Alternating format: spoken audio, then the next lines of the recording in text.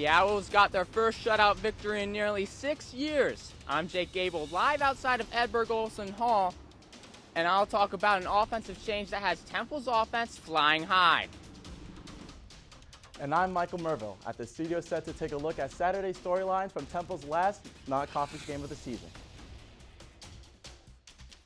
But they've got, 9 takeaways this season, so I think they're going to try to ball hawk that Temple offense a little bit and create some turnovers for themselves. And we are right up against conference play, where the Owls will get their first chance to prove the preseason poll voters wrong against Memphis. 45 minutes of Temple football coverage. Inside the Nest is live, and it starts right now.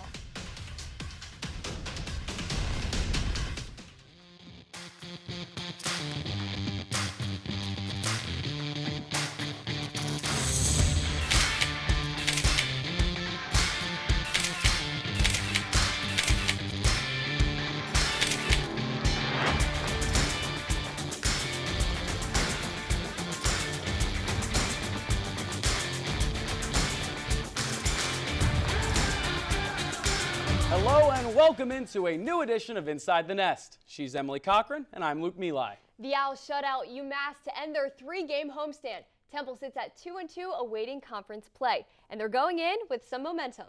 But before we get into UMass, we've got some coaching news from a former Temple head coach who's now a former Georgia Tech head coach as well.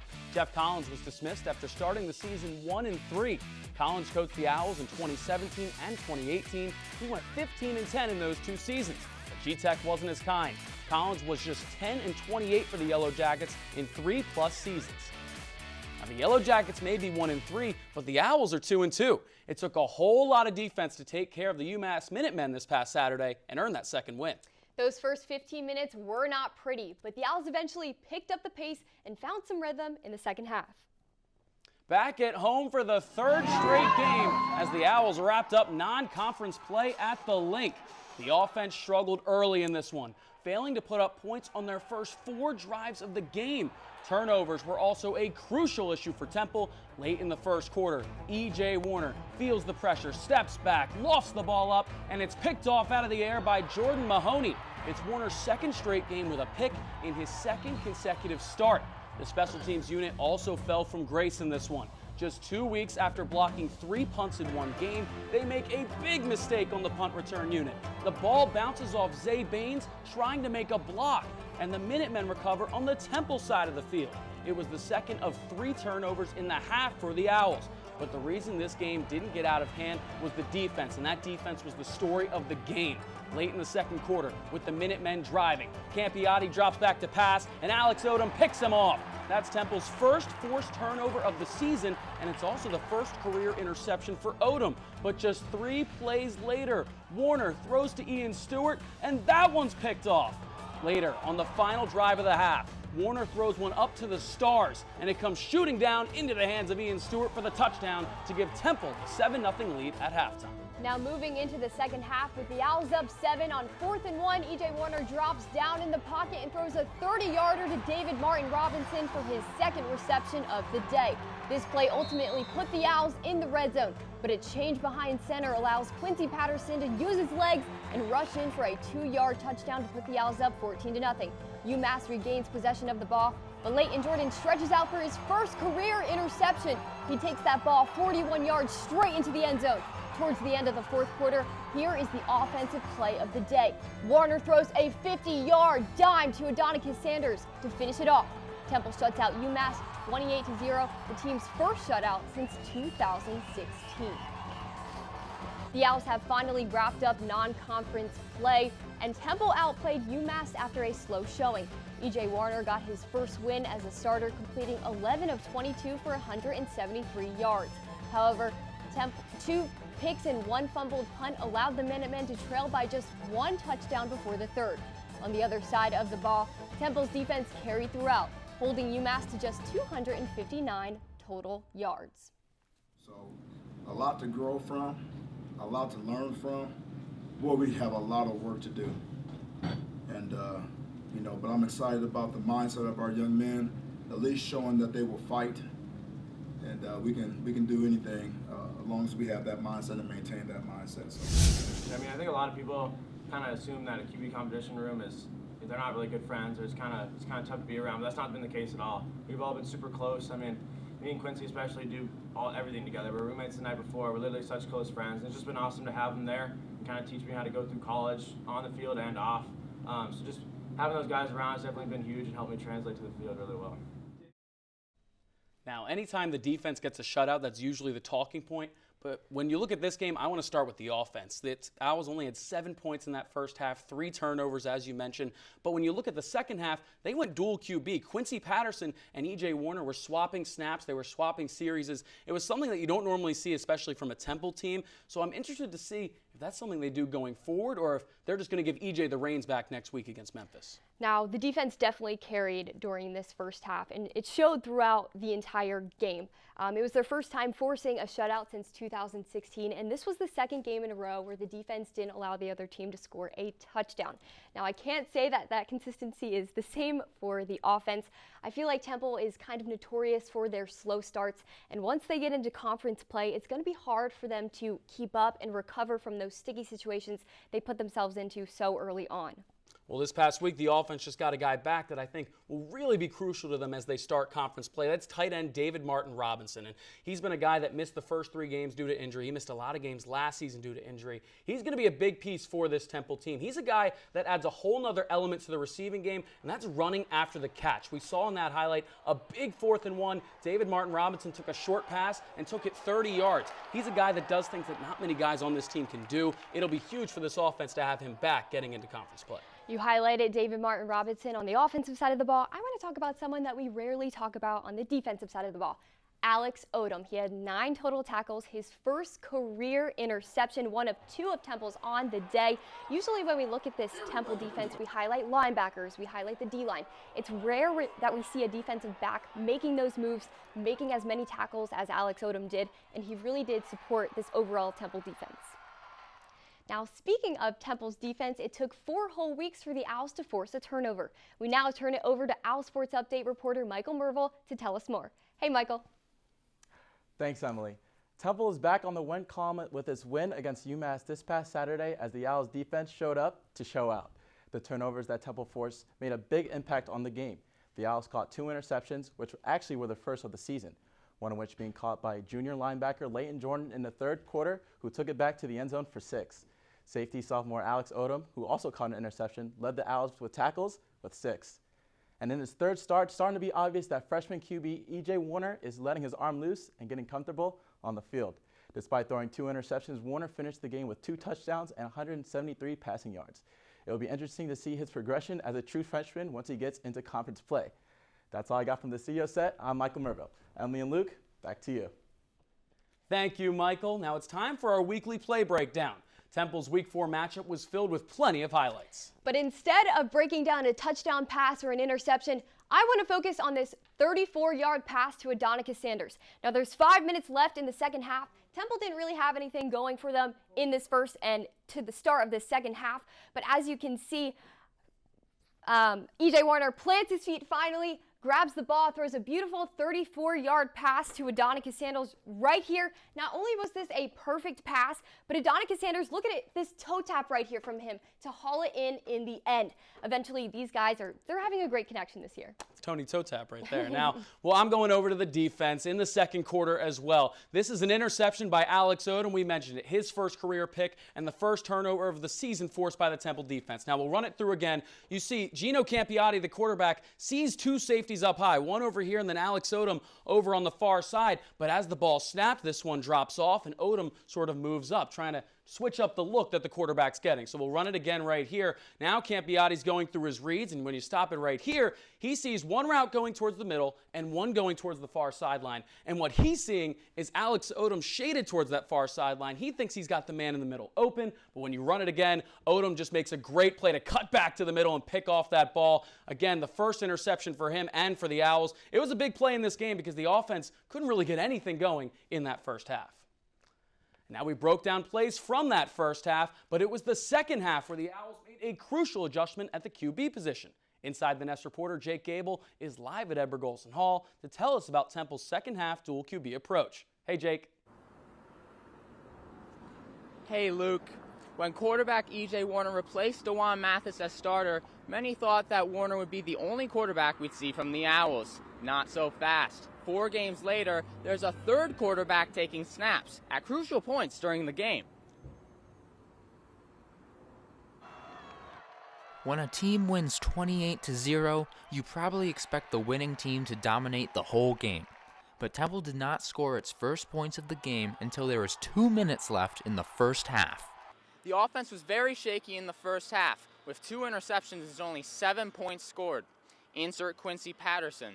Alternating snaps with E.J. Warner, they sparked the offense in the second half, scoring 2 offensive touchdowns. Warner and Patterson alternated snaps during the second half after Patterson didn't appear once in the first half. Patterson actually outsnapped Warner in the second half, with Patterson playing 19 snaps and Warner playing 17. Whenever I'm on the field, you go out there and make plays, and when I'm not, I'm going to support Quincy and have him go out there and go make plays on his own. So I was just, whenever chance I got, just capitalize on it. Whenever he got it, he capitalized on his. So it was definitely fun to be out there with him and trade off and make some good drive. The 2 touchdowns scored by the Owls offense in the second half came from a rushing touchdown from Patterson and then a 50-yard passing touchdown from Warner.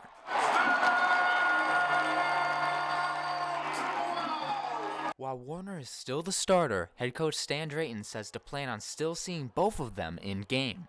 I think we got something brewing with those two as a tandem for sure. You know, they both bring interesting strengths to the game, and we're going to find a way to use them both for sure. But depending on the play call, you know, they're both 1As in my mind, depending on the play call. Alternating snaps with Patterson actually helped improve Warner's play in the second half, throwing for 100 yards, a touchdown, and no interceptions in that second half. Reporting live from outside of the practice facility at Edward Golson Hall, I'm Jake Gable. Luke and Emily, back to you. Thanks, Jake. It's break time. Next up, we'll hear from head coach Stan Drayton on the Owls' second win of the season. He'll speak on his team's dominant defense along with his relationships with his coaches when Inside the Nest returns. Welcome back to Inside the Nest. Now everyone's developing their Monday routines at this point in the semester. Wake up, eat breakfast, go to class, and of course, check in on Stan Drayton's pressers at Edward Golson Hall. In part 1, Coach Drayton talks about how numbers and analytics play a part in his decision-making and his thoughts on how E.J. Warner will perform for the first time on the road. Going into conference play, is that something you kind of address with the team at all, like kind of a new season, or Absolutely. more important? Not a new season, but it's definitely, you know, we have goals within our conference. I mean, you know, we at some point we want to win us a conference championship. This is something that will always be a goal for Temple football, and we get into conference play. These are very important games for us, as they all are. But we get into conference play as it pertains to our goals. It's definitely a mindset that we're taking into conference play. Last week, when you talked about the running game, you said it was kind of like half a combination of the O-line and half a combination of like those guys have to learn how to run through contact. Another weekend, how do you assess just that whole overall combination of the running backs and the line and how they're performing? Yeah, we just got to get better. You know, we're averaging 3.1 yards per carry leaving that game last week, and that's not the standard that we want to hold ourselves to in the run game. So we are constantly trying to find ways to enhance that piece, get our offensive line doing their jobs, get our running backs doing their jobs, and you know, we expect to really get that part of the game rolling. They're going to challenge us up front now. They got a really strong front seven of their defense. I would say it's probably the strength of their football team. They got a big 300-pound nose guard that, 6'6", 345 to be exact. That's agile and has a good motor. So we're going to make sure that we put ourselves in position to have success against that front, and we need to figure out what is going to be the best ingredient to get that done. So we're not quite there yet. The quarterback is the real deal. 11th in the country last year in pass efficiency. This year he's already throwing and completing at 67%. He's a real deal. You know, he gets rid of the football. When the throw is not quite available, he gets those sneaky yards, scrambling and getting downfield, and next thing you know, he's got an explosive run play on him. You talked about EJ going into his first road game. Obviously, he's been very comfortable at home, just being home last 3 weeks. Talked about the challenges for him stepping into his first road game of the year. Yeah, he's just got to prepare. You know, prepare to try to help us win a ball game. Again, I don't see, you know, we can sit here and say home or away. The one thing I look for is flinch. You know, I haven't seen EJ flinch yet. You know, he's taking hits. He's managed the offense. He's delivered the football on time for the most part, and you know he's made his mistakes too. You know, the freshman quarterback's going to do all those things, and I think that as long as we step our level of play up around him, the receivers, O-line, tight ends, running backs, EJ will be fine.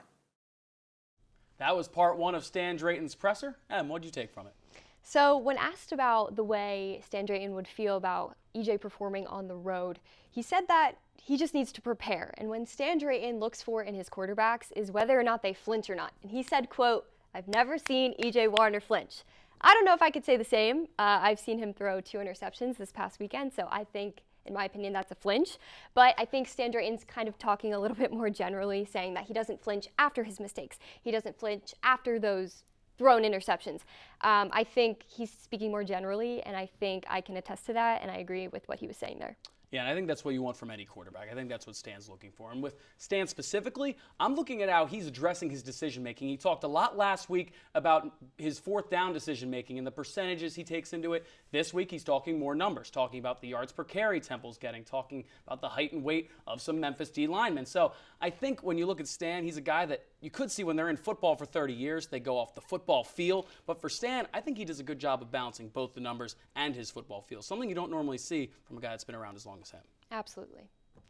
So that was part 1 of Stan Drayton's press conference. Now we're going to move on to part 2 of his weekly talk, where he talks about the culture and camaraderie that exists in the program from top to bottom. Kind of lost it there. How do you think you can start faster in the first half against Memphis? Well, I think if we complete that first ball against UMass, we would have probably been off to a really good start, right? We just got to get the mindset of making those tough plays when they present themselves.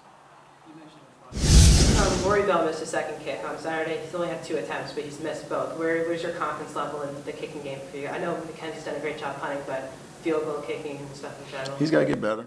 You know, there's no question about it. I've seen him make all those kicks in practice, but you know we're addressing making those kicks under pressure and becoming more consistent with that. But you know he's made more of those than he's missed. You know, and he's got a history of that. So you know I haven't lost confidence in Rory. You know, if we need a kick, and that's what we have to do in those situations, I'm gonna roll him out there, and I expect him to make the kick. EJ Elliott referred to himself as the basketball school defensive coordinator. He's been through a lot of rebuilds. Did you like that about him when you hired him, and are you seeing that, you know, that experience kind of pay off here? Well, whatever he considers himself to be, I like it. You know, he's got our defense in a situation to play really good football. There are a lot of guys that are playing without hesitation. And that's what I wanted. I wanted the guy to be able to bring in an aggressive style of play with a system that is simple enough that our players in year 1 can be effective. You know, our number 1 goal is to play great defense, and he knows that. He embraces that. He's a highly competitive person. I mean, very competitive person. He got mad at me today in a team meeting, you know, because I misquoted a stat, and he walked in my office and made sure I knew exactly what the right stat was defensively. So that's what I love about him, and our players are playing with that sort of chip on their shoulder, taking on his personality. So that's what I like about him. Can you talk a little bit about that relationship with you and your coaching staff, how you guys are comfortable with being able to hold each other accountable? That's what it's all about, right? I mean, this is what we want our players to do. That we want our players to be able to hold each other accountable without it being negative conflict. And as a coaching staff, I think we've developed a lot of trust amongst each other that's become consistently the same every single day, and we hold ourselves to that standard. No one's looking over each other's shoulder. Everybody can really trust that we're all doing our jobs. and we're doing our jobs to the best of our ability with a competitive chip on our shoulder, and we're all that way, and we can respect that about each other. And we're a really, really close football staff, and our players see and feel that. So I think that's a great place to start when you're really starting in year one, trying to develop a culture of accountability, and competitiveness. And they see it from us on every single day with great positive conflict that happens amongst us every single day. So our players are learning from us for sure. That was part 2 of Stan Drayton's presser. Luke, what did you take from it?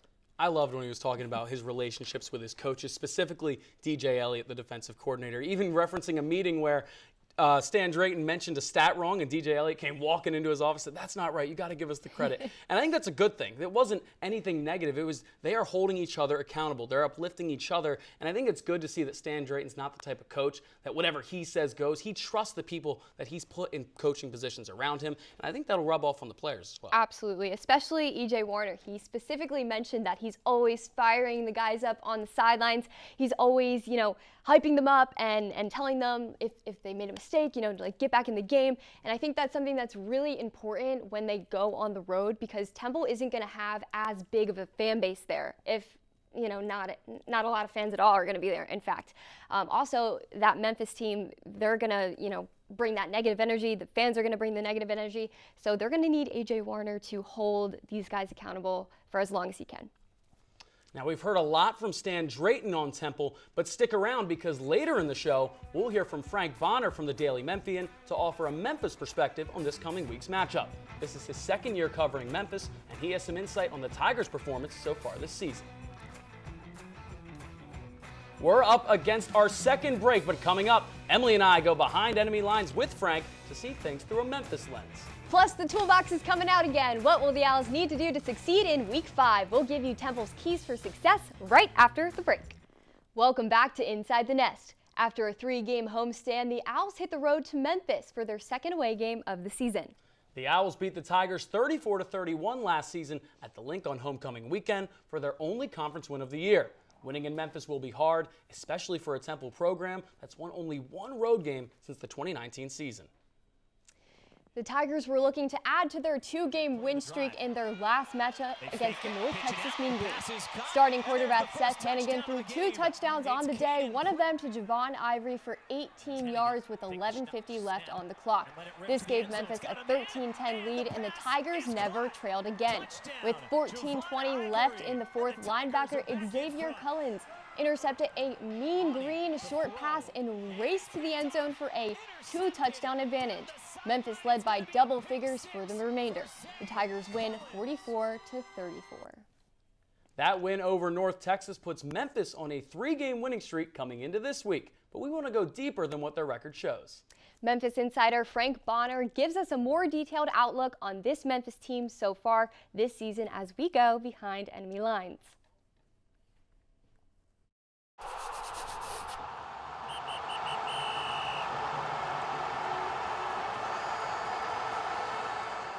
When you talk about protecting the ball, I think that's one thing that they've honed in on well, is protecting the ball offensively. And then if you look at defensively, what they've got, 9 takeaways this season. So I think they're going to try to ball hawk that Temple offense a little bit and create some turnovers for themselves. And so I'm really curious to see what the turnover margin is going to be, because that could be a key factor this week. And in terms of your quarterback, he seems to be extremely versatile. So what should the Owls look out for from him heading into this matchup? One thing about Seth is as young as he is, he's a true freshman, but he doesn't make a lot of, bonehead mistakes, right? He's going to play within himself. He doesn't get rattled easily. Last game was the first game of the season where he threw an interception. And so he's not going to put the ball in position where it's going to be easily intercepted, which I think is good for a young quarterback. Defense seems to be the strength of the Tigers. What are some guys that stick out to you on that side? I know there were a couple of pick sixes last week. The DBs are doing well. You got Quindell Johnson, who's one of the veterans of that group. Zay Cullins is one of the veterans of the group, the linebacker who had the pick six and the fumble recovery. And so, Coach Barnes has got those guys playing pretty well, especially last week. We usually do a game prediction on our show, so do you mind giving just a score prediction really quick, something you have in mind? I will say Memphis wins 35-24.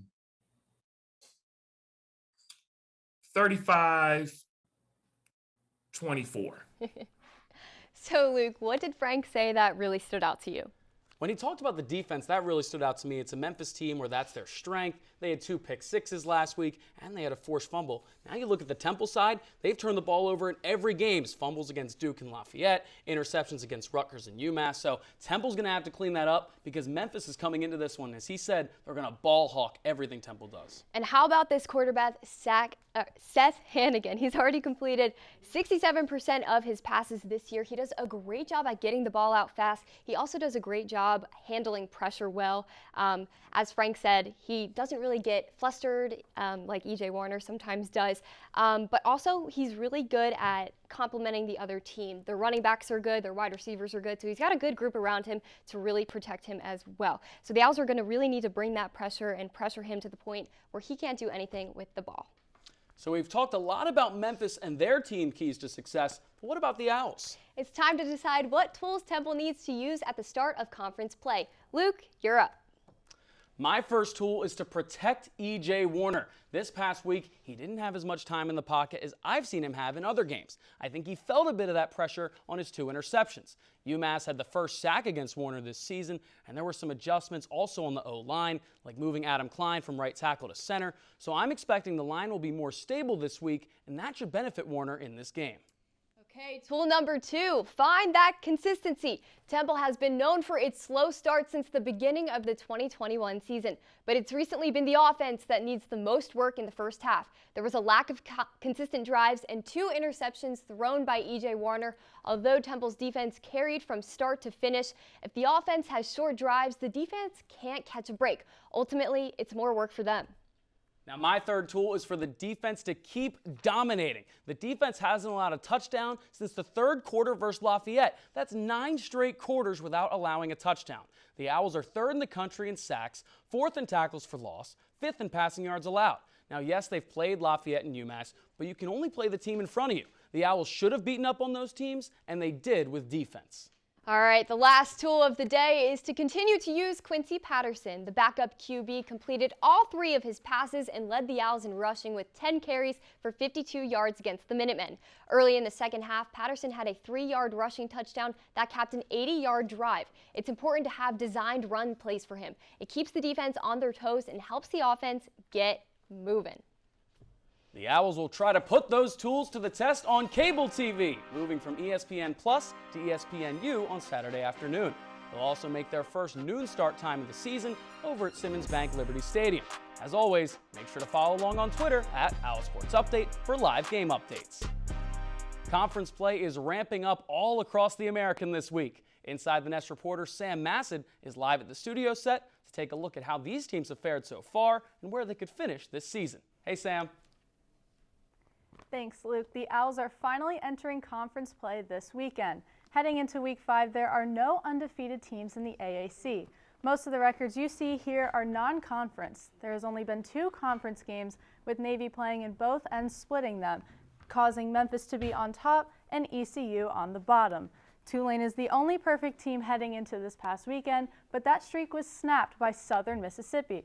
The Houston Cougars, who are projected to finish first in the conference in the preseason, are currently sitting at 2-2 in the middle. Meanwhile, the Bearcats and the Tigers have not lost since Week 1. The first obstacle for the Owls will be taking down the Tigers. Memphis is led by sophomore quarterback Seth Hannigan. He already has over 1,000 yards, 8 touchdowns, and only 1 interception to his name for the 2022 season. The team is averaging 37 points per game, ranked the 4th best in the conference. But this won't be the only obstacle for Temple. Looking ahead, they'll face 4 of the top 5 offenses in the American as it stands now. As Luke mentioned, the defense needs to show out in order to compete with these strong offenses. The Owls' defense has been doing a tremendous job not allowing a single offensive touchdown in over the last 2 games. The first key player I'm looking at is Leighton Jordan. This redshirt junior has 19 tackles, 4.5 sacks, and a pick 6 already this season. Alongside him is fellow linebacker Jordan McGee, who has 24 tackles and 2 sacks. These two, along with the rest of the defense, has only allowed a little over 1,000 yards both passing and rushing so far this season, standing at second in the AAC behind Tulane. Reporting from the studio set, I'm Sam Massad. Luke and Emily, back to you. Thank you, Sam. Now, Sam just offered her thoughts on the state of the American, so now it's our turn. What do you got, Emily? So I don't have any AAC teams going undefeated this year in conference, not even Houston or Cincinnati. And if you look down at Temple, I have them going 2-6. But I really want to focus on why I think the Bearcats won't go all the way this year. Although they have won back-to-back AAC championships and earned a spot in the college football playoffs in 2021, the Bearcats can't help but look a little different this year. In the 2022 NFL Draft, a school record 9 players were drafted, including the Bearcats' star QB Desmond Ridder and the team's best defensive player Sauce Gardner. Since he has already lost to Arkansas due to self-inflicted mistakes, including new starting quarterback Ben Bryant's first interception of his career, I think it's going to take more than 1 season for the Bearcats to get back to their 2021 form. Now, I'm with you on Temple. I've got the Owls at 2-6 in conference play, which is actually an improvement on where I had them at the beginning of the season. In some cases, defense wins championships, but in this case, defense wins you 1 extra game. Now, I'm going to look over at Houston. Voted at the top of the preseason poll this season, they've already lost 2 games, a close game to Texas Tech and a blowout loss to Kansas. The Cougars are giving up nearly 36 points per game this season. Sam mentioned there are some high-powered offenses in this conference, and any team giving up that many points cannot finish at the top of that conference. They have a lot of talent, which I think will push them up near the top for a good finish, but it's underwhelming for them. All right, we're up against another break, but conference play is finally here. We gave you predictions, now we've got plenty of questions. On the other side, we'll discuss it all when we go no huddle. Inside the Nest, we'll be right back. Welcome back to Inside the Nest. We've gone behind enemy lines and on Memphis and looked at Temple's tools for success heading into Week 5. It's time to go no huddle. This time, we're going to go a bit faster this week. We're going to feel the pressure for sure. We've already seen 1 former Temple head coach fired at Georgia Tech. Which other former Temple head coach is on the hot seat? Emily, I'm going with Matt Rule. He hasn't been able to translate the success he had in college to the NFL level. As the head coach of the Carolina Panthers, Rule is 10-25 in 2+ seasons. That's the worst mark among head coaches who have coached at least 20 games since 2020. Okay, hear me out. I'm going with Bruce Arians. I know he's not a head coach anymore, but he is still a senior football consultant for the Bucs. 2 weeks ago, he was caught arguing with Saints players and escalating a fight between Mike Evans and Marshawn Lattimore. Since then, the NFL has sent him a strict warning, and I don't think we'll be seeing him on the sidelines anytime soon. He's definitely a hot seat contender. He's 60 years old. He can't be going out there causing fights. Second question, which conference game are you most excited to see this season? All right, this might sound a little biased, but I'm most excited to see Temple take on Memphis. Not only am I excited to see if the Owls can pull off another upset win against the Tigers, but we finally get to see E.J. Warner play away from his home turf. It will be interesting to see if he brings the same energy from 1,000 miles away. Now, I'm going somewhere else. When I look at the entire conference, my interest peaks were the talent peaks. I'm loving that Cincinnati and UCF matchup. These are my top 2 teams in the AAC, so this is a game that could decide the conference champion. Cincy won the last matchup last season by 35 points, but I think it'll be much closer this season taking place in Orlando, Florida.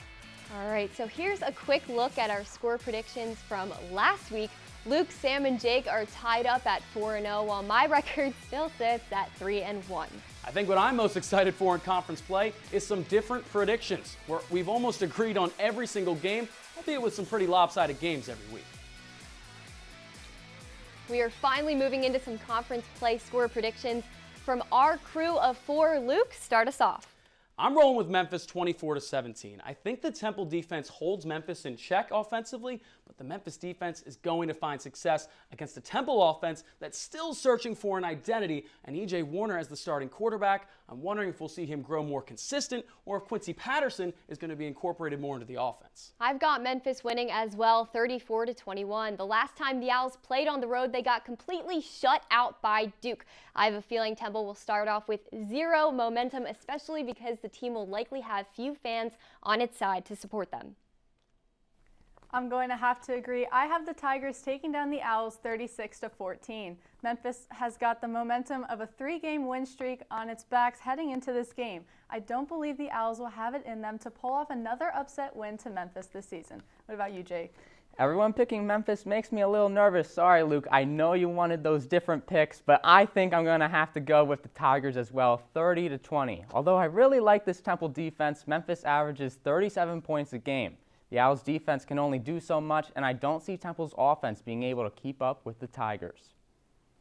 Now, if the Owls want to prove all of us here in the studio wrong and beat Memphis, there are some key areas of the team that will have to step up.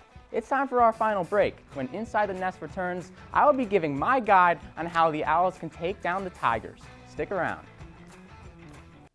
Welcome back to Inside the Nest. It's time for a little segment I like to call Gable's Guide, where I break down some keys to victory for Temple. My first piece of advice for the Owls is to be prepared for the passing attack of Memphis Tigers. Quarterback Seth Hannigan is throwing for 270 yards a game. That is the highest rate of any quarterback Temple has faced so far this season. At the same time, Temple is 5th in the nation in pass defense, but they haven't really played a pass-heavy team since Week 1, when Duke's Riley Leonard threw for over 300 yards against the Owls. Not to mention that game against Duke was also on the road. The Owls have been stout against the pass at home, but have yet to prove they can do it on the road. My next piece of advice is to control up front with the offensive line, and also just find a set unit that works. I get it. Injuries are a part of the game, so people are going to have to be shuffled around sometimes. But a major change was made when Adam Klein was put in at starting center against UMass. Klein was the starting right tackle at the beginning of the season before leaving the Lafayette game early due to injury. Drayton said the decision to put Klein at center had to do with communication. The center is the leader of the O-line, and that is exactly what Adam Klein is viewed as, a leader. Klein was named a single digit and a captain for a reason. On the flip side, he also had several low snaps throughout the game. While none of them resulted in a fumble, that is something you don't want to risk, and Klein himself said he has to do better job on snaps. My final piece of advice also has to do a little bit with blocking, but also the pass game. Tight end David Martin Robinson made his season debut against UMass after missing the first 3 games due to injury. He had an immediate impact, catching 3 balls for 52 yards. Stan Drayton also likes what Martin Robinson brings to the run game as well, and has praised him for his blocking. For a team that is bottom 10 in the nation in rushing yards, Martin Robinson may be able to help the run game along with the pass game. That's it for Gable's Guide. Live from the studio set, I'm Jake Gable. Luke and Emily, back to you. Thanks, Jake. Our Sports Update is back every Thursday this week with Brielle Berry and AJ Patel side by side. Our Sports Brief is posted on Twitter every Monday, and of course, Luke and I share the desk every Tuesday with ITN at noon. And that doesn't include all of our social media content. Be sure to give us a follow for athletic updates on the daily. Now, Emily, you mentioned to me that you're making a trip at some point this season. You want to say where you're going this year? I'm going to the UCF game. I'm going to Central Florida for cheerleading. I was one of the seniors picked, so I'm extremely excited that we get to go and travel with the team. Athletics is finally letting us travel, but I think it's time to say goodbye. It is. That'll be fun. Memphis, bye week, UCF. Absolutely. The Owls have a bye next week, but we'll still be at this desk on Tuesday at noon. We'll check out this Memphis matchup, and then maybe we can take a week to recover from some early season bumps and bruises. For our entire crew, he's Luke Emilie, I'm Emilie Cochran. Have a lovely day, everybody, and we'll see you again next week.